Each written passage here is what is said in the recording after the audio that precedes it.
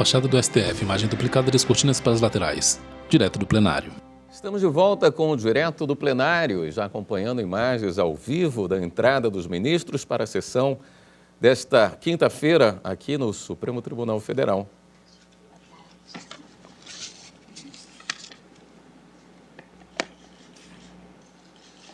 Em imagem aberta, os ministros se encaminham para seus respectivos lugares.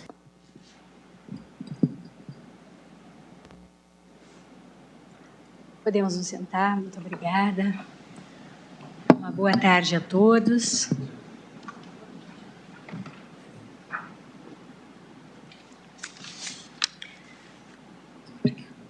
Declaro aberta a 34ª Ao centro da mesa, em formato da letra U invertida, abre a sessão a excelentíssima ministra presidente da Suprema Corte, excelentíssima ministra Rosa Weber, presidente do STF. 2022, saudando os queridos colegas, saudando o senhor Procurador-Geral da República,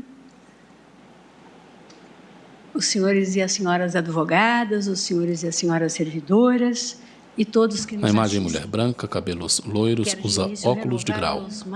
Veste preto, tem um lenço colorido no pescoço. Veste uma toga preta sobre os ombros. Na pessoa de seu presidente, ministro Ao fundo, Alexandre parede de Moraes, mármore claro. pela condução exemplar das eleições de 2022.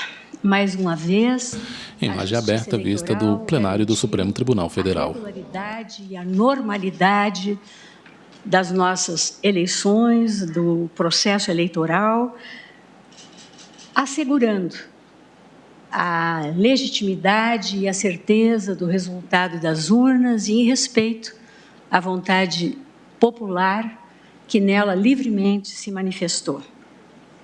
Saiu fortalecida a nossa democracia, saíram fortalecidas as nossas instituições democráticas, saiu fortalecido o nosso Estado democrático de direito, que esse Supremo Tribunal Federal continuará a defender de forma intransigente enquanto guardião da nossa Constituição Cidadã de 1988, por expresso comando constitucional.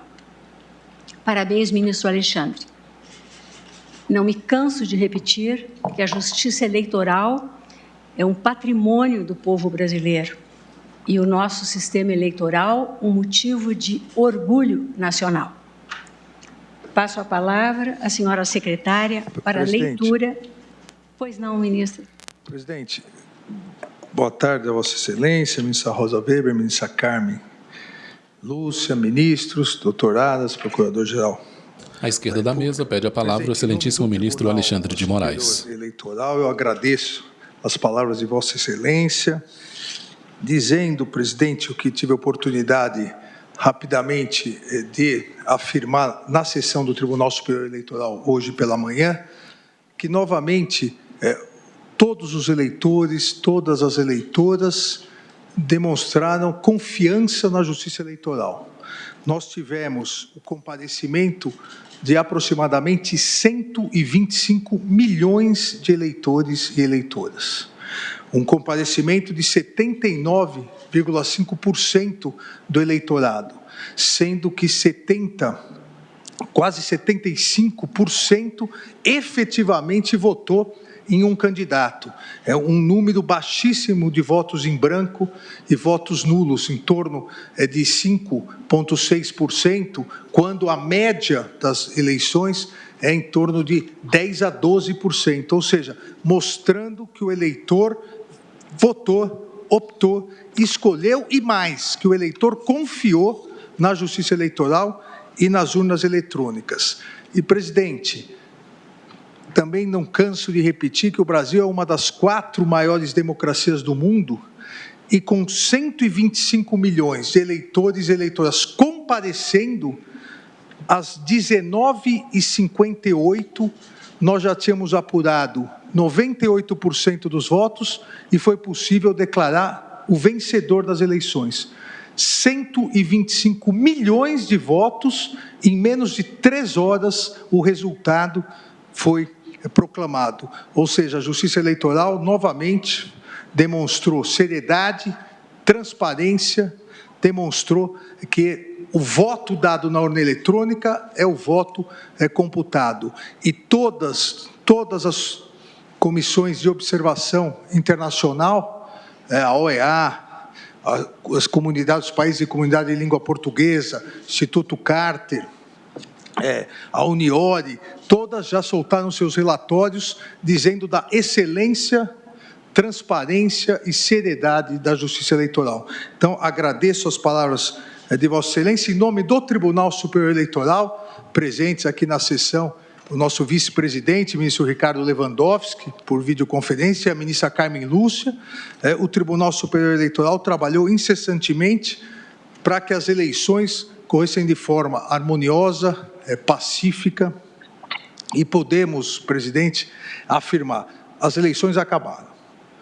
As eleições acabaram no domingo, o resultado foi proclamado, democraticamente o povo escolheu presidente e vice-presidente da República, além dos demais governadores, 15 governadores que faltavam, e até dia 19 de dezembro serão diplomados e dia 1º tomarão posse. Isso é a democracia, e a democracia novamente venceu no Brasil, presidente. Obrigado.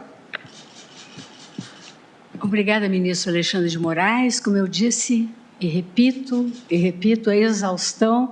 Ministra Rosa Weber, presidente do STF. Patrimônio do povo brasileiro, nosso sistema eleitoral é motivo de orgulho nacional. Vocês me permitem a palavra? Está com a palavra, doutor Aires. Obrigado, presidente, senhoras ministras, senhora ministra Carmen Lúcia, senhores ministros, senhor ministro-presidente do TSE, Dias Toffoli. Maria Alexandre Moraes. À direita da mesa, Augusto Aras, Procurador-Geral da República. Parabenizo Vossa Excelência e a toda a Justiça Eleitoral, assim como agradeço a todo o Ministério Público Eleitoral. Foram 4.500 promotores eleitorais, 5.000 servidores eleitorais envolvidos em todo esse trabalho. Estivemos participando do evento com Vossa Excelência e toda a Corte no domingo à noite. Domingo à noite tivemos a oportunidade também de agradecer a todos pela participação no processo democrático e registrar que hoje às 13 horas fui informado oficialmente pelo ministro da Justiça de que não havia mais nenhum bloqueio em nenhuma das rodovias brasileiras. É evidente que tudo isso faz parte de um trabalho conjunto da Justiça Eleitoral, atendendo o nosso pleito da Procuradoria-Geral Eleitoral, inclusive também na DPF 519, assim também todas as manifestações do Ministério Público em relação à Polícia Rodoviária Federal, aos estados, às PMs, e, enfim. Este é um trabalho conjunto e eu parabenizo a todas as instituições de ter, na sua unidade, o Estado brasileiro praticamente concluído a eleição nesse rescaldo indesejável, porém incompreensível, de que nós temos um novo tempo a começar com o novo governo e nós continuaremos cumprindo cada um com os nossos deveres.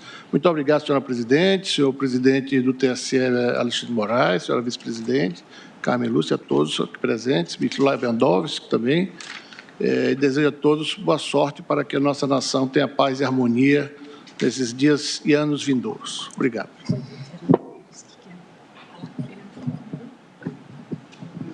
Pois não, doutor Fernando Neves. Pois não, está com a palavra. Rapidamente, apenas para a advocacia se associar à saudação ao Poder Judiciário, em especial ao Tribunal Superior Eleitoral, que, mais uma vez, trabalhou com afinco, não inovou em nada. Eu sou testemunha e acompanho a eleição há algum tempo aqui neste país, e a Justiça Eleitoral continua rigorosa, aplicando a legislação como tem que ser aplicada. A imagem de pé na tribuna, homem idoso, cabelos brancos, barbas brancas, veste preto e usa uma toga preta sobre os ombros. Necessárias na evolução, mas ao fundo da imagem, duas pessoas na plateia. Toda é testemunha de que o Tribunal Superior Eleitoral teve uma atuação exata, isenta, correta. E queria apenas concluir, senhor presidente, lembrando, porque o procurador trouxe aqui uma informação que é importante, que é o apaziguamento dos ânimos, e uma observação que eu ouvi de um amigo há alguns dias e que eu acho que tem inteira procedência.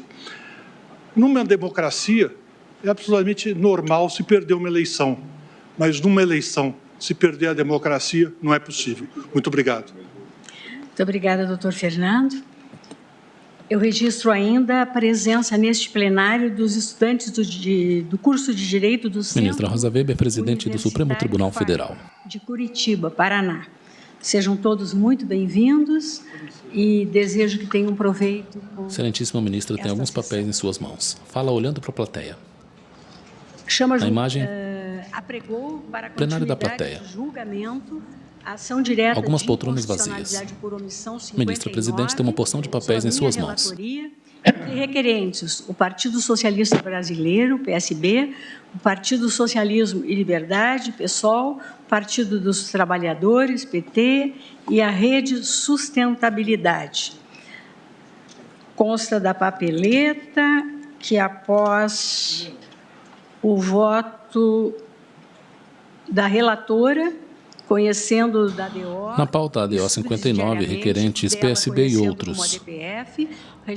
Os ministros julgam a ação em que se questiona a suposta omissão da União em repassar recursos para o Fundo Amazônia.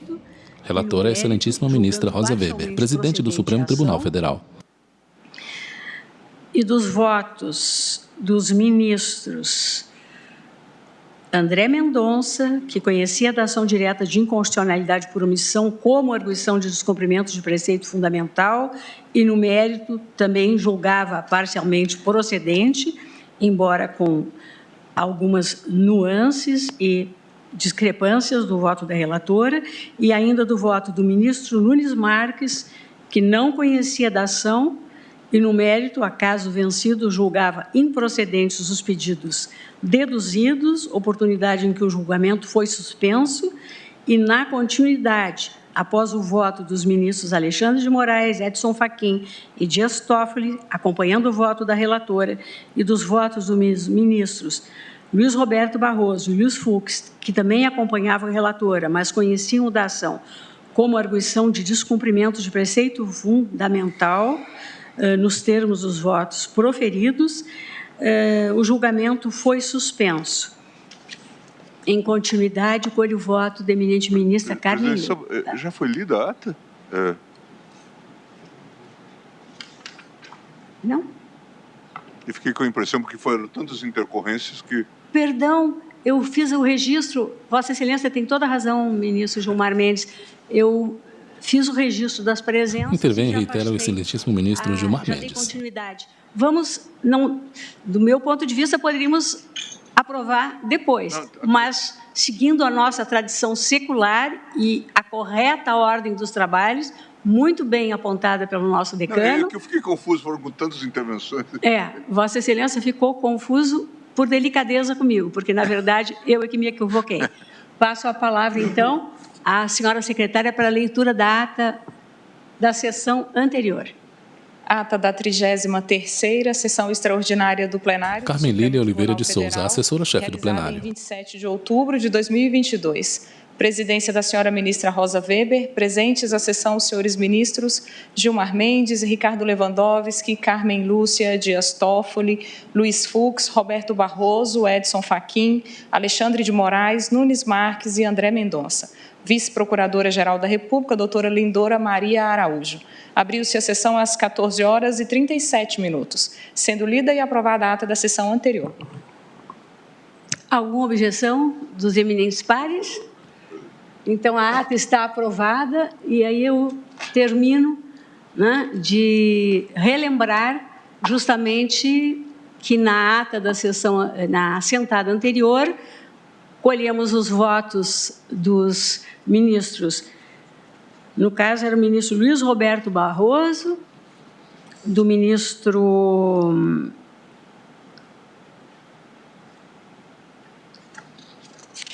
Agora até eu me perdi. Excelentíssima ministra, presidente, lê alguns papéis. Edson Fachin e Dias Toffoli, que acompanhavam o meu voto, e dos votos dos ministros Luiz Roberto Barroso e Luiz Fux, que também me acompanhavam, mas com aquela divergência quanto ao conhecimento da ação, conhecendo-a como ADPF, ao que eu, como explanei, também não tenho qualquer oposição, porque, não sendo conhecida como ADO, eu também proponho seja conhecida como ADPF. E agora, retomo com o voto da ministra, colhendo o voto da eminente ministra Carmen Lúcia. Presidente, cumprimento Vossa Excelência, os senhores ministros. Faço cor a Vossa Excelência para fazer um cumprimento Imagem especial, aberta à direita da mesa entre o excelentíssimo ministro Gilmar Mendes e o ministro Luiz Fux. Quem vota é a excelentíssima ministra Carmen Lúcia. Como Vossa Excelência afirmou, como presidente da Justiça Eleitoral, realiza um trabalho que há um grande vencedor, que é o povo brasileiro e a democracia brasileira. Na pauta ADO 59, requerentes PSB e outros, ministros julgam ação em que se questiona a suposta omissão da União em repassar recursos para o Fundo Amazônia. Relatora a excelentíssima ministra presidente da Suprema Corte. Aos servidores e um cumprimento muito especial, um abraço muito especial aos estudantes que representam o Brasil de hoje, o Brasil que se vai formar, e é um enorme gosto, como Vossa Excelência afirmou, de eles estarem aqui. Senhora presidente, eu tenho um voto escrito de que farei juntada, mas o tema foi posto já há 2 ou 3 assentadas nessa ação direta de inconstitucionalidade por omissão, proposta pelo Partido Socialista Brasileiro, PSOL, Partido do Socialismo e Liberdade, Partido dos Trabalhadores, Partido Rede Sustentabilidade, em ação direta de inconstitucionalidade por omissão, e estou acompanhando Vossa Excelência no conhecimento nesta condição, mas, igualmente, senhora presidente, não tenho nenhum tipo de objeção se a maioria se formar no sentido de acolher como arguição de descumprimento de preceito fundamental. E o objeto, que é a adoção de providência de índole administrativa para que se suspenda a paralisação do Fundo Amazônia, que atenta contra o Pacto Federativo, o direito ao meio ambiente, ecologicamente equilibrado, tudo que foi posto no voto de Vossa Excelência, com tanta percussiência, com tanta profundidade, com tanta clareza, num tema que é do maior relevo para as gerações presentes e futuras deste país. O Fundo Amazônia é uma conta gerida hoje pelo BNDES, e que estava suspensa, como Vossa Excelência apontou, porque algumas políticas que poderiam perfeitamente, podem e devem ser alteradas no sentido de melhorar, aperfeiçoar a prestação, acabaram tendo suspensão de sua utilização, rigorosamente, pela circunstância de se ter o desfazimento de projetos iniciais, políticas antes adotadas, especialmente o PPCDAN, e o desfazimento da forma de acomodação e de composição do comitê técnico e do comitê orientador, COFA. Com isso, se teve, portanto, a impossibilidade e o congelamento dos valores que estavam depositados para as finalidades específicas de prevenção, monitoramento e combate ao desmatamento e promoção da conservação e do uso sustentável da Amazônia Legal. Vossa Excelência, de forma muito profunda, não me atreveria de jeito nenhum, e no meu voto, claro, não trato disso, a despeito de fazer a juntada do que escrevi, mas apenas dando ciência de que, como Vossa Excelência afirmou, a partir das suas quatro ideias cardeais que deram o rumo do voto até a finalização, o que se teve foi a adoção de providências que paralisaram um fundo que é essencial para que se tenha, portanto, condições de se tocarem as políticas públicas necessárias para as finalidades que foram ali traçadas. Eu estou acompanhando o voto de Vossa Excelência, senhora presidente. Já se teve nesta semana a sinalização de que alguns parceiros internacionais, especialmente Noruega e Alemanha, já se dispõem exatamente a que haja a recomposição do fundo, a adoção das providências e das tratativas que são necessárias dos projetos em andamento e dos projetos que estão em carteira. E, neste sentido, é que é a direção do voto de Vossa Excelência de este Supremo. Ministros julgam a ação em que se questiona a suposta omissão da União em repassar recursos para o Fundo Amazônia, ADO 59, requerente PSB e outros. Para que se tivesse o pleno emprego dos valores e dos recursos depositados naquele fundo, eu estou, como disse, acompanhando o voto de Vossa Excelência em sua integridade. Muito obrigada, ministra Carmen Lúcia. Colho agora o voto do ministro Ricardo Lewandowski, que está no nosso sistema virtual. Pois não, ministro Ricardo? Boa tarde, senhora presidente. Um grande prazer em participar dessa sessão, ainda que virtualmente. Ricardo Lewandowski, ministro do STF. Cordialmente. Ministro vota de forma remota. Cumprimento todos os demais presentes a esta sessão. Permito-me, senhora presidente, renovar os meus cumprimentos, as minhas congratulações ao eminente ministro Alexandre de Moraes, que conduziu com galhardia, com eficiência, com segurança, com toda certeza e objetividade as eleições presidenciais que acabaram de ser concluídas. E, como fiz na manhã de hoje, na sessão do Tribunal Superior Eleitoral, permiti-me também congratular não apenas todos os integrantes do TSE, mas também o Ministério Público Eleitoral, os dedicadíssimos servidores da Justiça Eleitoral, os advogados que participaram deste processo com muito denodo, com muita garra, mas, sobretudo, quem está de parabéns, senhor presidente, é o povo brasileiro, que, com o seu comparecimento maciço, com a sua certeza na expressão de sua vontade política, reconfirmou a redemocratização que foi iniciada com a promulgação da Constituição de 1988. Portanto, creio, senhor presidente, que nós estamos, espero, encerrando um ciclo histórico em que nós confirmamos definitivamente a consistência, a estabilidade de nossas instituições político-jurídicas. Senhor presidente, eu quero iniciar o meu voto cumprimentando-a também, novamente, como já fiz na sentada anterior, pelo brilhante voto com que Vossa Excelência nos brindou. Concordo integralmente com tudo o que foi assentado na sua manifestação. Apenas tenho uma pequeníssima divergência no sentido do conhecimento da ação. Ao invés de conhecê-la como uma ação direta de inconstitucionalidade por omissão, eu ousaria dizer que, tendo em conta que os atos descritos na inicial quanto ao funcionamento adequado e suficiente do Fundo da Amazônia tem não apenas uma natureza comissiva, mas também omissiva, eu entendo que, talvez, assim como sugerido até na inicial, nós poderíamos conhecer subsidiariamente desta ação como uma ação de descumprimento de preceito fundamental. Mas, senhora presidente, como eu tenho como regra na minha judicatura seguir aquilo que é indicado pelo vetusto brocardo jurídico de minimus non curat pretor, ou seja, o juiz não cuida de minúcias, de detalhes, e como conhecer desta ação como uma ação direta de inconstitucionalidade por omissão, ou como uma ADPF, não alterará o resultado, eu não teria dúvida nenhuma, tirando esta minha modestíssima intervenção inicial quanto ao conhecimento, de acompanhá-la, senhor presidente, integralmente em seu voto. É como me pronuncio. Muito obrigada, ministro Lewandowski. Colho agora o último voto do nosso decano, ministro Gilmar Mendes.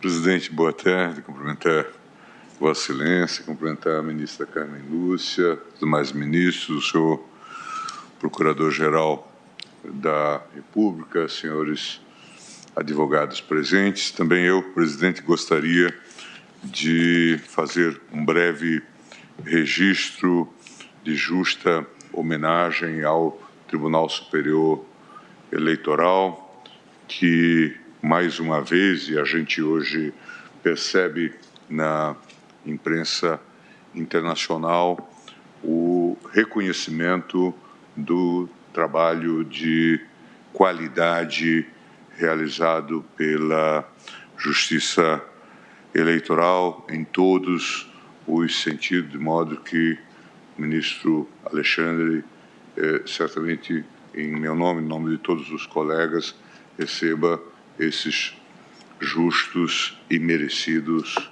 cumprimentos. Presidente, eu estou fazendo também um resumidíssimo do voto, tendo em vista já os votos proferidos, e em relação ao cabimento da... Quem vota é o ministro Gilmar Mendes. Eu estou subscrevendo também o voto de Vossa Excelência, lembrando que nós vamos ter, em relação aos instrumentos de controle direto ou objetivo de constitucionalidade, nós vamos ter situações nuançadas, né, que podem levar a uma ou a outra abordagem. Eu lembro até aqui no meu escrito, no voto escrito, eu lembro, inclusive, das considerações feitas a propósito de eventual fungibilidade entre os instrumentos e que nós temos reconhecido em vários casos. Também afirma a não prejudicialidade desta ação em razão do julgamento da DPF 651. E, portanto, também aqui estou subscrevendo o primoroso voto de Vossa Excelência. E depois repasso a questão da proteção ambiental da floresta amazônica e seu financiamento, e ressalto a importância que o próprio texto constitucional conferiu a essa questão. O caríssimo amigo, professor e parceiro também de estudos e escritos, professor Canotilho, fala de que o Estado moderno há de ser um Estado de direito ecologicamente equilibrado. Quer dizer, colocou a questão da ecologia na própria definição do Estado de direito e, de alguma forma, a Constituição de 88 realiza esse desiderato. Eu, então, repasso todas essas questões e estou também a dizer que considero ser viável que se determine ao Poder Executivo Federal que retorne à implementação e adequação daquele primeiro plano, sem prejuízo de apresentar em até 30 dias plano de contingência para reduzir o desmatamento da floresta amazônica, podendo utilizar, inclusive, como base mínima as diretrizes do Plano de Ação para a Prevenção de Controle de Desmatamento na Amazônia Legal. Nós sabemos, isso foi até alvo de discussões em alguns votos precedentes, que os governos democraticamente eleitos dispõem de poder para estabelecer políticas públicas, mas as políticas públicas hão de ser também consonantes com aquilo que está estabelecido na Constituição. Isso é fundamental. Por isso que, inclusive, no âmbito dos direitos fundamentais, mas não exclusivamente nesse âmbito, se fala da proibição da proteção não suficiente ou insuficiente. É essa avaliação que precisa ser feita, não é? Na medida em que se adotem políticas públicas que levem a uma proteção insuficiente, certamente isto merece reparos por parte do Poder Judiciário vis-à-vis a própria Constituição. E aí eu digo que resta comprovado documentalmente que desde 2019 houve a paralisação da aprovação de projetos no BNDES, situando-se os mesmos em 42 em consulta e 14 em análise, desde então, diferentemente do que ocorrido no período anterior, no qual observa-se um fluxo de aumento entre os projetos aprovados e diminuição daqueles em consulta e em análise, razão pela qual está clara a constatação de represamento da liberação de novos financiamentos. E aí eu estou dizendo, então, que impõe-se o restabelecimento da governança do Fundo da Amazônia com o retorno do processamento dos projetos pendentes para fins de aprovação daqueles em análise e em consulta diante da manutenção em caixa de saldo que ultrapassa 3 bilhões de reais, segundo dados atualizados em 31/12 de 2020. E por isso, estou conhecendo da presente ADO, diante da omissão administrativa, ferindo diretamente a norma constitucional, e, no mérito, julgo procedente em partes dos pedidos para acolher os pedidos A e F na petição inicial e declarar a inconstitucionalidade do artigo 12 do Decreto 10.144, 2019, e do artigo 1º do Decreto 9.759, 2019, no que se refere aos colegiados instituídos pelo Decreto 6.527, 2008. E determinar que haja a interlocução de diversos órgãos públicos que cuidam do tema de combate ao desmatamento e aos focos de incêndio de forma intra- e interfederativa, de acordo com a Lei Complementar 140 de 2011, incluindo a participação do CNMP para a conjugação de esforços nas diversas esferas de atribuições do Ministério Público, da União e dos Estados. Portanto, estou subscrevendo às inteiras o voto de Vossa Excelência. Obrigada, ministro Gilmar Mendes. Então, vamos... Na verdade, é interessante, eu estava colhendo... Ministra Rosa Weber, presidente do STF. Votos pelo conhecimento. Na pauta ADO 59, requerentes PSB e outros. Ministro André Mendonça, ministro Luiz Roberto Barroso, ministro Luiz Fux e ministro Ricardo... Ministros julgam a ação em que se questiona a suposta omissão da União em repassar recursos para o Fundo Amazônia. O ministro Gilmar Mendes conheceu as inteiras. Sim, eu estou dizendo que nós temos 4 votos... Não, pelo conhecimento como a DPF. Eu não estou me referindo ao conhecimento como a DO. Conheceu como a DPF? Não, conhecendo como... O ministro Gilmar Mendes conhece como eu, como a DO. Eu pensei que Vossa Excelência tivesse. Eu não proclamei o resultado, eu estava comentando com Vossas Excelências. No curso do voto de Vossa Excelência, que Vossa Excelência tenha feito a menção ao estado de coisas... Distante do microfone, fala o excelentíssimo ministro Luiz Fux. O meu voto é no sentido do conhecimento como ADO, mas, se vencida tivesse sido, eu a conheceria tal como subsidiariamente foi pleiteado como a DPF. Mas, justamente para fazer aqui a contagem dos votos e para não me equivocar, já que todos os colegas estão aqui ou no plenário virtual, eu estou relembrando quem a conheceu como a DPF, apenas como a DPF. E como a DPF foi o ministro André Mendonça, o ministro Luiz Roberto Barroso, Vossa Excelência, ministro Luiz Fux e o ministro Ricardo Lewandowski. O ministro Nunes Marques não conhecia da ação nem como a DO, nem como a DPF. Prevaleceu, então, o conhecimento como a DO, porque me acompanharam os ministros Alexandre de Moraes, o ministro Luiz Edson Fachin, o ministro Dias Toffoli, a ministra Carmen Lúcia e o ministro Gilmar Mendes.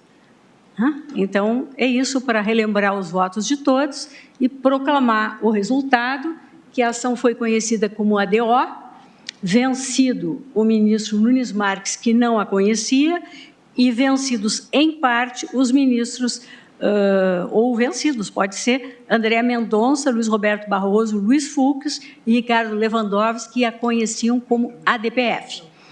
E, no mérito, prevaleceu aí também o voto da relatora, no sentido do conhecimento, ainda um outro registro que não fiz, houve unanimemente a conversão do julgamento da medida cautelar em julgamento definitivo do mérito, houve a resolução sem julgamento do mérito, especificamente com relação ao pedido, que aqui não constou, ao pedido de declaração, é o item 4º, né? De inconstitucionalidade do artigo 1º, 202 do Decreto 10.223 de 2020, no ponto em que extinguiu o Comitê Orientador do Fundo Amazônia, diante do julgamento por este Supremo Tribunal Federal, a respeito, na DPF 651, com a consequente perda superveniente de objeto, ou seja, resolução sem julgamento do mérito pelo prejuízo, perda superveniente de objeto. E, quanto ao mérito, juízo de parcial procedência, com acolhimento dos pedidos A e F da inicial e declaração de inconstitucionalidade do artigo 12, inciso 2, do Decreto 10.144 de 2019 e do artigo 1º do Decreto 9.759 de 2019, no que se refere aos colegiados instituídos pelo Decreto 6.527 de 2008, e ainda com comando à União Federal, no prazo de 60 dias, para a adoção das providências administrativas necessárias para a reativação do Fundo Amazônia, nos limites de suas competências, com o formato de governança estabelecido no Decreto 6.527 de 2008.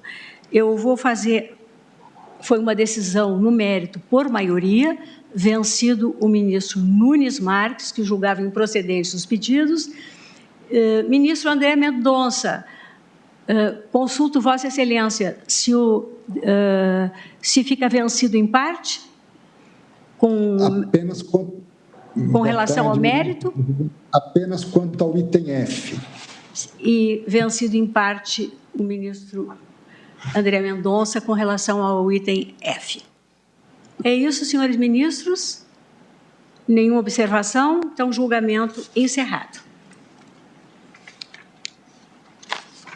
Passamos ao segundo item da pauta.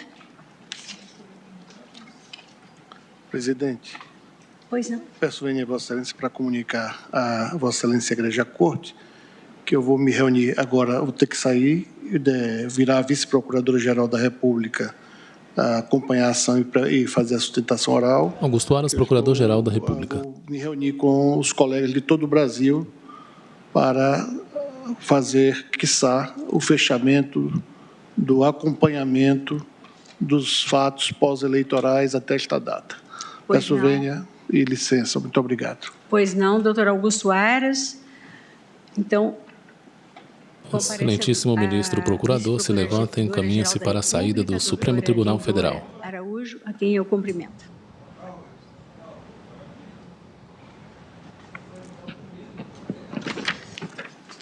Chama julgamento, segundo item da Toma assento à direita da excelentíssima ministra presidente, Indora Araújo, vice-procuradora-geral da República. Tendo como revisor o ministro. Quem fala é a ministra Rosa Weber, presidente do STF. Que autor o Ministério Público Federal e réu Silas Câmara.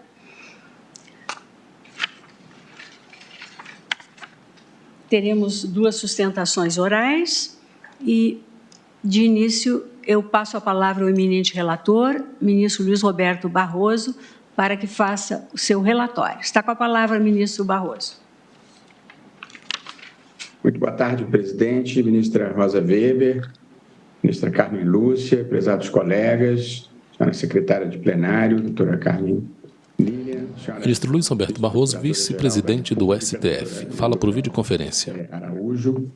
Também eu, presidente, cumprimento o Tribunal Superior Eleitoral, na pessoa do seu presidente, ministro Alexandre de Moraes, pela condução impecável e bem-sucedida. O ministro está em local com cortina clara ao fundo. Presidente, trata-se aqui de ação penal instaurada contra o deputado federal Silas Câmara e seu ex-secretário Raimundo da Silva Gomes pela prática do crime de peculato em continuidade delitiva e em concurso de pessoas, capitulado no artigo 312, parágrafo 1º, combinado com o artigo 71 do Código Penal.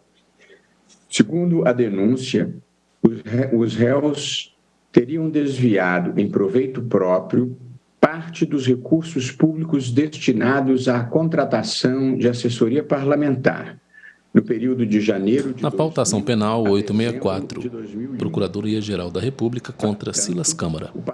O parlamentar nomeou diversas pessoas para cargos em comissão na Câmara dos Deputados, cabendo-lhes exercer as funções de secretários parlamentares no escritório de representação parlamentar ou no seu gabinete. Entretanto, de acordo com a denúncia, o deputado federal Silas Câmara se apropriava de parte ou da totalidade das remunerações de seus assessores e, conforme a acusação, alguns dos secretários sequer cumpriam expediente regular no local de trabalho. Ao codenunciado Raimundo da Silva Gomes cabia a função de recolher os valores recebidos pelos assessores. Notificado, o deputado federal Silas Câmara ofereceu resposta preliminar, sustentando em preliminar a incompetência do Supremo, o fato de que a instauração da investigação teria se dado por juiz incompetente e a ausência de exame de corpo de delito. E sustentou também a inépcia da denúncia e a ausência de suporte probatório mínimo para a instauração da ação penal, além de apresentar justificativa acerca dos valores depositados em sua conta. O co-réu Raimundo da Silva Gomes, embora regularmente notificado, não apresentou resposta à denúncia. Em 11 de março de 2010, por decisão unânime, o plenário do Supremo Tribunal Federal recebeu a denúncia nos termos do voto do então... Ministros julgam ação contra o deputado federal Silas Câmara por suposto desvio de recurso público. De declaração que foram rejeitados. Regularmente citado, o deputado apresentou resposta à acusação, reiterando os termos de sua resposta preliminar e arrolando testemunhas. Por sua vez, o co-réu Raimundo da Silva Gomes sustentou, em síntese, a inépcia da inicial e a atipicidade da conduta atribuída a ele. As folhas tais determinei o desmembramento da ação penal para manter a competência do Supremo Tribunal Federal apenas em relação ao parlamentar. Foram inquiridas as testemunhas indicadas pelas partes, constando dos autos as atas das audiências, e foram igualmente realizadas diligências devidamente autorizadas. Encerrada a instrução, o Ministério Público Federal apresentou alegações finais, requerendo a procedência da pretensão punitiva com a condenação do réu pela prática do crime de peculato, nos termos da denúncia. Além disso, requereu a condenação do réu a ressarcir o dinheiro desviado e apropriado, bem como a pagar danos morais causados ao patrimônio público e à nação. Em alegações finais, a defesa sustentou em síntese: 1. Ter a acusação surgido a partir de tensão política no estado do Amazonas. 2. Não ter sido provada a existência de funcionários fantasmas. 3. Não haver demonstração de prejuízo ao erário e não haver prova de exigência ou constrangimento imposto aos secretários parlamentares para que fizessem as poucas transferências efetivamente comprovadas ao parlamentar. 4. Ainda que se entendesse haver desvio de função dos funcionários, tratar-se-ia de peculato de uso, sendo atípica a conduta. E 5. Que a atuação do réu se deu em absoluta conformidade com os ditames normativos da Câmara dos Deputados. Ao final, postula que seja reconhecida a nulidade de todo o feito em razão das preliminares apresentadas, No mérito, requer a absolvição do réu por não haver prova da existência do fato e por atipicidade da conduta. Subsidiariamente, pleiteia a absolvição por ausência de prova suficiente para a condenação. Esse é o relatório, presidente, que encaminho a douta revisão. Obrigada, ministro Luiz Roberto.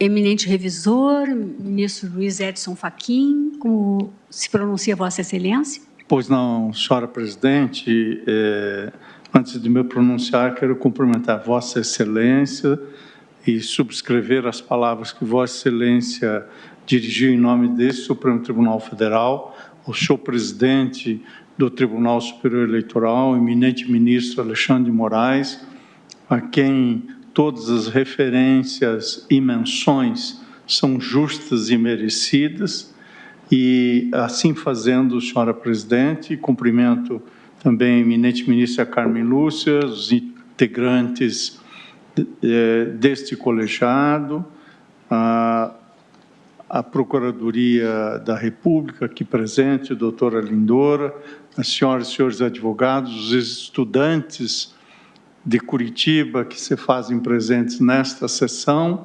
e quanto ao feito em pauta, senhor presidente, que é a ação penal 864, manifesto o meu inteiro teor de concordância com o relatório apresentado pelo eminente ministro Luiz Roberto Barroso, relator da ação penal, de acordo com o relatório. Muito obrigada, ministro Edson Fachin.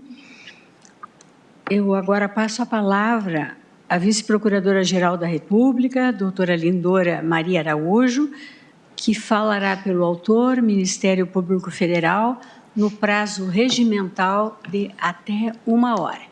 Pois não, doutora Lindora. Boa tarde a todos. Cumprimento a excelentíssima senhora ministra Rosa Weber, presidente desta corte, o excelentíssimo senhor ministro Luiz Roberto Barroso, relator desse processo, sob exame, a excelentíssima senhora ministra Carmen Lúcia, os excelentíssimos senhores ministros. Cumprimento Lindora Araújo, vice-procuradora-geral da República. Senhoras advogadas e advogados, os demais presentes. A Procuradoria-Geral da República, por seu então Procurador-Geral, doutor Antônio Fernando, ofereceu esta denúncia em desfavor de Silas Câmara e de Raimundo da Silva Gomes pela prática do crime de peculato em continuidade delitiva e em concurso de pessoas previsto no artigo 312, parágrafo 1º, combinado com os artigos 29 e 71, todos do Código Penal. Segundo a peça acusatória, o deputado federal Silas Câmara, no ano de entre 1999 e 2001, com auxílio de seu ex-secretário, o parlamentar Raimundo da Silva, desviou em proveito próprio parte dos recursos destinados ao pagamento de remuneração de sua assessoria parlamentar neste período, entre janeiro de 2000, mas começou em 1999, a dezembro de 2001. Em 11 de março de 2010, em decisão unânime, a denúncia foi oferecida em 2009. Nos termos do voto do relator, então, o ministro Joaquim Barbosa recebeu a denúncia. Posteriormente, o ministro relator, Luiz Roberto Barroso, determinou a cisão subjetiva deste processo, mantendo a competência dessa corte apenas em relação ao deputado Silas Câmara. Determinou a quebra do sigilo bancário do réu e dos secretários parlamentares de seu gabinete. Foram elaborados diversos relatórios técnicos sobre as movimentações financeiras dos envolvidos. Inquiridas as testemunhas indicadas pelas partes, além de ter sido realizado o interrogatório do réu. Após as conclusões de todas as diligências complementares requeridas pelas partes, foram apresentadas as alegações finais, já então pela Procuradora-Geral, doutora Raquel Dodge. O acervo probatório colhido demonstra de maneira consistente que Silas Câmara, utilizando-se de sua condição de deputado federal, desviou em proveito próprio recurso da Câmara de Deputados no período compreendido entre janeiro de 2000 e dezembro de 2001. Para tanto, o réu nomeou pessoas para cargos em comissão junto à Câmara de Deputados. na sua representação em Manaus ou em seu gabinete, exigindo de tais servidores que esses servidores devolvessem parcela ou a totalidade de sua remuneração. Valores esses que, de certa forma, ele se apropriava e utilizava em proveito próprio, através de outros servidores ou empregados em seu próprio domicílio. As investigações tiveram início a partir da notícia crimes levada ao conhecimento da Procuradoria pelo deputado estadual Eliude Bacelar de Oliveira, deputado lá no Amazonas. O parlamentar estadual relatou que o deputado federal Silas Na pauta ação penal 864, PGR contra Silas Câmara. Particulares, que exerciam exclusivamente atividades privadas e que Silas também exigia para si parte significativa da remuneração dos funcionários que nomeava para o seu gabinete. Para isso, o réu, inclusive, teria nomeado Marcelo Amorim e José Francisco Filho como seus assessores parlamentares junto à Câmara de Deputados, sabendo que ambos cumulavam cargo nos gabinetes de liderança da Assembleia Legislativa, em Manaus mesmo, o que permitiria que devolvessem quase que integralmente ao réu os valores que recebiam pelos cargos do gabinete na Câmara Federal. Ainda segundo o noticiante, o responsável pela arrecadação dos valores recebidos pelos servidores do gabinete do réu era o secretário parlamentar Raimundo da Silva Gomes, que era chamado de Almeida. Raimundo foi nomeado pelo deputado Silas Câmara para exercer o cargo de secretário parlamentar. Nos períodos compreendidos entre 5 de 5 de 1999 e 30 de 3 de 2001. E, em sede policial, confirmou os fatos noticiados. Ouvido 2 vezes na fase inquisitorial, Raimundo relatou que, no período em que foi secretário de Silas, era constante a exigência do parlamentar para que os demais secretários entregassem parte ou até mesmo a totalidade de sua remuneração. Explicou que, logo após os proventos serem depositados em suas contas bancárias, os secretários parlamentares sacavam valores substanciais ou, por vezes, sua integralidade, e que ele, Raimundo, era o responsável por recolher dos servidores o dinheiro. Sempre por ordem do réu, e que esses valores eram utilizados para pagar contas pessoais do deputado e do gabinete, como, por exemplo, faturas de cartão de crédito e eventual saldo era depositado na conta do próprio Silas. Esclareceu ainda que, algumas vezes, os secretários parlamentares realizavam transferências bancárias diretamente para a conta do réu. Raimundo Gomes citou nominalmente que se recordava de ter recolhido por ordem do réu valores de Marcelo Amorim, José Francisco, Vladimir, Sérgio Câmara e Maria Goretti. Auriberto Lima, também ouvido 2 ocasiões distintas em sede policial, narrou os mesmos fatos, de forma idêntica aos relatados por Raimundo. Todavia, depois, em juízo, não confirmou mais o teor de suas afirmações que fez perante a polícia. A testemunha, as demais provas produzidas sob contraditório judicial, em especial a análise dos dados colhidos a partir do afastamento do sigilo bancário, toda a sua comparação e dos outros servidores envolvidos, e nas próprias informações prestadas pela Câmara dos Deputados e pela Assembleia Legislativa do Estado do Amazonas, e também o depoimento de Mauro Sérgio Fatureto, corroboram as acusações e declarações de Raimundo, no sentido de que parte das remunerações dos deputados, aliás, dos secretários parlamentares nomeados pelo deputado, eram realmente depositados na conta corrente do réu, que esporadicamente também recebia transferências eletrônicas realizadas diretamente pelos servidores na sua conta bancária.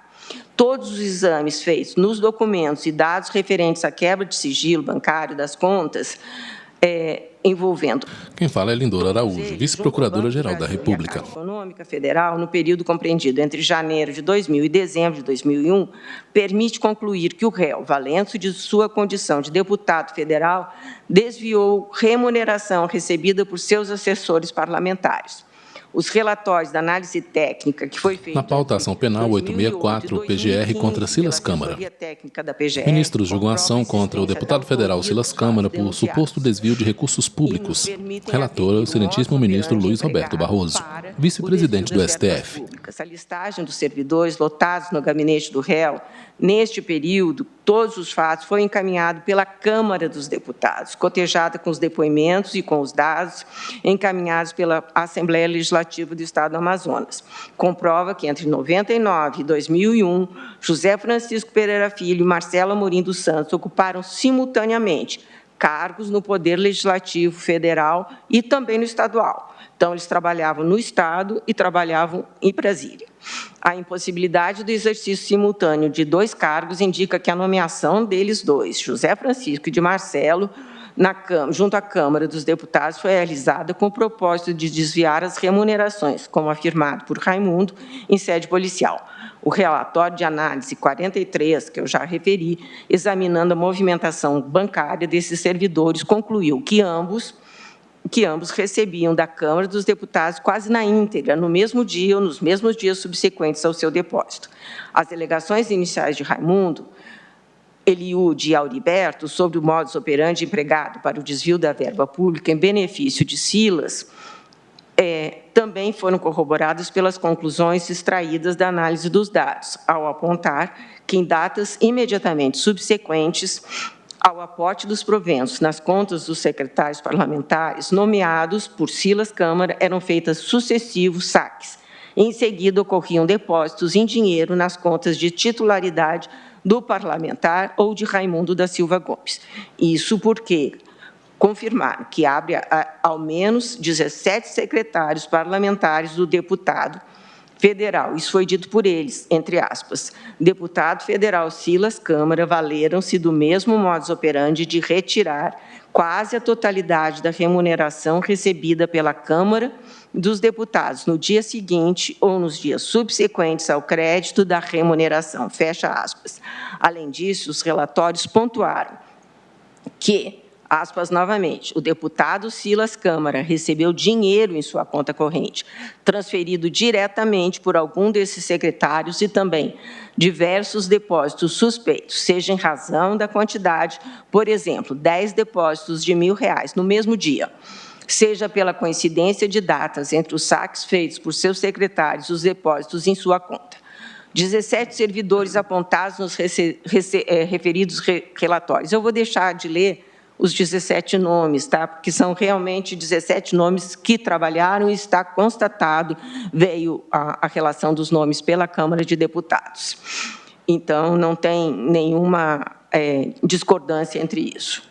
São 17 nomes, todos que funcionaram, que trabalhavam junto ao deputado. A título exemplificativo, menciono algumas das conclusões apontadas exaustivamente nos referidos relatórios, que analisaram os dados da quebra de sigilo bancário do réu e de todos os 17 assessores, que eu não li os nomes, assessor de seu gabinete no período em questão. Inicialmente, quanto ao Raimundo, que exercia o cargo de secretário parlamentar no gabinete de Silas no período compreendido entre 5 Lindor Araújo, vice-procuradora-geral da República. 1999 e 30 de 3 de 2001, disse a Polícia Federal. Ministro julgou ação contra o deputado federal Silas Câmara por suposto desvio de recursos públicos. Ação penal 864. Relator é o ministro Luiz Roberto Barroso, vice-presidente do STF. Junto aos demais assessores, realizava pagamento de contas pessoais do réu e depositava eventuais saldos na conta bancária, o que foi confirmado pelas movimentações financeiras. Como referido no relatório de análise da PGR, da perícia feita na PGR, no período de quebra do sigilo, o total líquido de vencimentos de Raimundo foi de 22.532. No entanto, 96.522 foram retirados da conta de Raimundo, sem outra fonte de renda, no período, valor mais que 4 vezes superior à sua remuneração, o que reforça a afirmação de que ele era o responsável pelo recolhimento de valores junto a outros servidores. Além do relatório de movimentação bancária, foram acostados aos autos diversos cheques que Raimundo declinou no verso das cártulas, das folhas de cheque. Naquele tempo ainda existia. O endereço de Silas Câmara, Avenida Tancredo Neves. Na pauta, ação penal 864. PGR contra Silas Câmara. E não do seu próprio endereço, como já havia feito em outros cheques. Tal fato também corrobora sua versão de que parte dos valores que eram arrecadados, utilizados para o pagamento de contas pessoais do parlamentar. O depoimento do secretário parlamentar, Mauro Sérgio Fatureto, que trabalhava no gabinete de Silas, em Brasília, também se coaduna com a versão apresentada por Raimundo.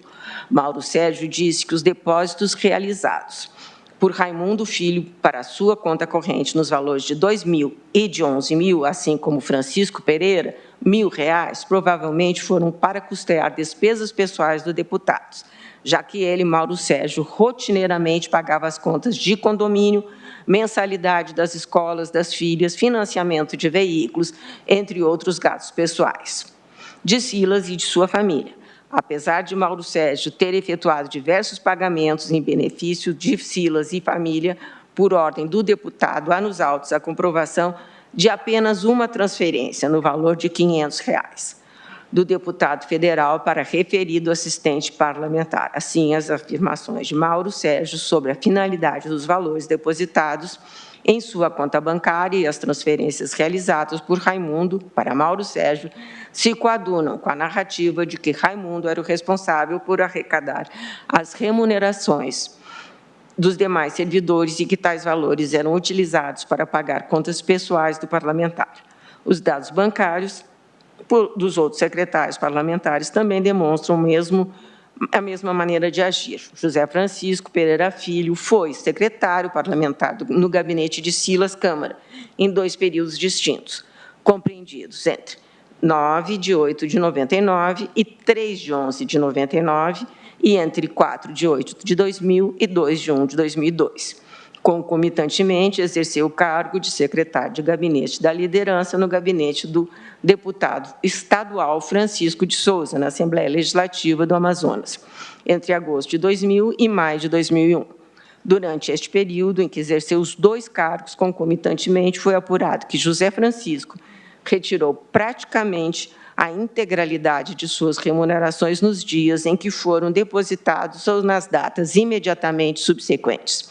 Por exemplo, em 21 de 11 de 2000, José Francisco recebeu da Câmara dos Deputados proventos no valor de R$ 2.829, e no dia seguinte transferiu eletronicamente diretamente para a conta bancária de Silas Câmara R$ 1.000, corroborando assim as informações prestadas por Raimundo, no sentido de que, algumas ocasiões, os secretários parlamentares realizavam tais transações diretamente para o réu.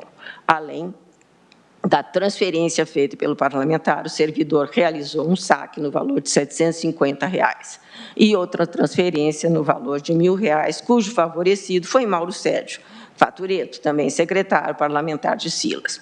Em suma, nesses dias, imediatamente seguidos ao recebimento de seus proventos, 97% do valor depositado em sua conta pela Câmara dos Deputados foi retirado parte que foi sacada, parte transferida para o réu e outra transferida para Mauro Sérgio Fatureto. Este, por sua vez, repita-se, assessor de Silas, que em seu depoimento em juízo esclareceu que era responsável pelos pagamentos pessoais das contas do deputado em Brasília. O saque do valor quase integral dos proventos depositados pela Câmara dos Deputados no mesmo dia ou nos dias imediatamente subsequentes ao depósito foi constante durante todo o período em que José Francisco acumulou os 2 cargos, federal e estadual, como apontado nos relatórios de movimentação bancária. Também foi apurado que o assessor Jô Carneiro da Rocha Menezes retirava valores substanciais de seus proventos. Em 24 de 7 de 2000, 3 dias após a Câmara dos Deputados ser depositado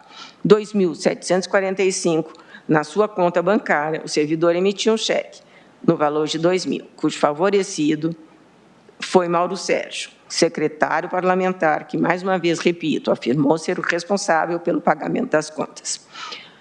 A secretária parlamentar de Mara Lúcia Almeida Fatureto, da mesma forma, efetuava retiradas de valores próximos total de sua remuneração. Tão logo era depositada. Além disso, no dia 3 de 4 de 2000, realizou uma transferência eletrônica no valor de R$ 2.500 para Mário Sérgio de Almeida Fatureto. Marcelo Amorim dos Santos foi secretário parlamentar de Silas. Exerceu o cargo cumulativamente com o de secretário da liderança do gabinete na Assembleia Legislativa do Estado do Amazonas.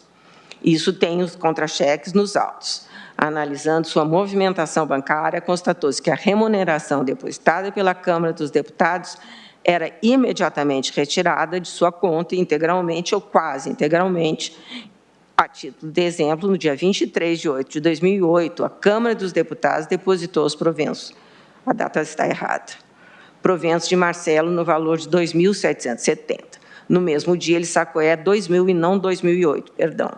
Em 21 de 11 de 2000, foi depositada a sua remuneração no valor de R$ 3.047. No dia seguinte, Marcelo transferiu R$ 3.000 diretamente para a conta bancária de Silas Câmara. Senhora Presidente, senhora ministra Carmen Lúcia, senhores ministros, o fato está exaustivamente comprovado nos autos, é que o deputado Silas Câmara implantou na estrutura do gabinete parlamentar uma maneira de agir. Com dinheiro público depositado pela Câmara dos Deputados, em para proveito próprio, o dinheiro era depositado na conta dos funcionários parlamentares e este repassava o valor para o réu, direto ou indiretamente, inclusive mediante pagamento de despesas pessoais. Análise das contas bancárias do deputado Silas Câmara no Banco do Brasil e na Caixa Econômica Federal demonstrou o recebimento de inúmeros depósitos nominais dos secretários parlamentares Raimundo da Silva, José Francisco Pereira Filho, Sérgio Câmara Lima e Marcela Morim. Também se constatou inúmeros depósitos na conta do réu sem identificação do depositante, a maioria em dinheiro, sempre em datas próximas ao crédito dos vencimentos na conta dos seus assessores, somando um montante de 248 mil. Esses inúmeros depósitos eram feitos em valores fracionados, a maioria deles no valor de R$ 1.000, com a finalidade de dificultar a identificação, a origem do dinheiro. Clara tentativa de não chamar a atenção dos órgãos de fiscalização. Isso está identificado nos autos, por exemplo, pelos comprovantes bancários de folha 29, que mostram que no dia 22 de 11 de 2000, às 12 horas 41 minutos e 53 segundos, José Francisco transferiu R$ 1.000 para a conta corrente de Silas. Em seguida, foram realizados mais 2 depósitos, esses em dinheiro por envelope, na mesma agência bancária. Não vou dar o número, às 12 horas 46 minutos e 57 segundos e às 12 horas 47 minutos e 42 segundos na conta do réu nos valores de 500 e 1.000, respectivamente. No extrato do parlamentar é possível verificar. No dia 22 de 11 de 2000, constam 3 depósitos online sem identificação do depositante, 2 no valor de 1.000 e cada um outro nos mesmos horários no valor de R$ 500. Situações similares ocorreram em diversas outras ocasiões. No relatório, foram apontados, por exemplo, 10 depósitos realizados no dia 25 de 7 de 2000 na conta do Banco do Brasil, cada um no valor de R$ 1.000. Registro que 3 dias antes desses depósitos serem realizados, os assessores do réu receberam suas respectivas remunerações e poucos dias após transferiram o valor para o réu. Ilustrativamente, nos dias que se seguiram, Marcela Morim realizou 2 saques de R$ 1.000 cada. Vera Helena, na sua conta, retirou 3.120, Mara Lúcia, Fatureto, 1.700, Carla Félix, 1.600. Entre outros saques, todos chegam próximo a 10 mil. Todos foram para a conta de Silas. E assim, eu tenho mais outros exemplos que eu não vou mais cansar vocês, porque realmente são depósitos pequenos, mas muito constantes em todos os meses. Se eu continuar, eu acho que vou cansar demais. A defesa tentou justificar que os depósitos realizados na conta do réu, trazendo versões insubsistentes, que não se harmonizam com o que está aprovado nos autos, porque todos esses valores que eu dei para vocês aqui, eles constam a retirada e constam o depósito, chega até com segundos de diferença em contas iguais. E não se harmonizam todas as provas periciais. Uma primeira justificativa apresentada pelo réu para alguma das transferências de seus assessores é que corresponderiam à quitação de empréstimos e adiantamentos de salário. Todavia, não há nos autos nenhuma comprovação formal do contrato. declaração à Receita. Nada que demonstre que esses empréstimos de fato ocorreram. Além disso, a análise da movimentação financeira dos envolvidos não indica que tenha havido efetivamente a transferência inicial de valores de Silas para esses servidores, de modo a justificar a posterior quitação de dívidas. A defesa também alegou que os depósitos não identificados decorreriam de pagamento de aluguéis de salas comerciais de propriedade no réu, no período compreendido entre fevereiro de 99 e dezembro de 2001. Essa versão tampouco foi comprovada. As escrituras públicas juntadas aos autos pela própria defesa demonstram que o imóvel gerador dos alegados aluguéis, situado na rua Ernesto Pinto Filho, só foi adquirido pela esposa de Silas em 20 de março de 2002, portanto, em data posterior aos fatos apurados. Se não bastasse alegar que recebia aluguéis de um imóvel que ainda não havia comprado, não há nos autos nenhuma contratação de locação ou outro documento, além da declarações firmadas cerca de 20 anos após os fatos, por pessoas que sequer foram arroladas como testemunha no início da ação penal. Conta a imputação de que o réu se utilizou a administração pública para pagar o salário de empregados particulares, a Procuradoria-Geral da República entende que não há elementos suficientes para embasar uma condenação. Desse modo, conclui que Silas Câmara nomeava seus assessores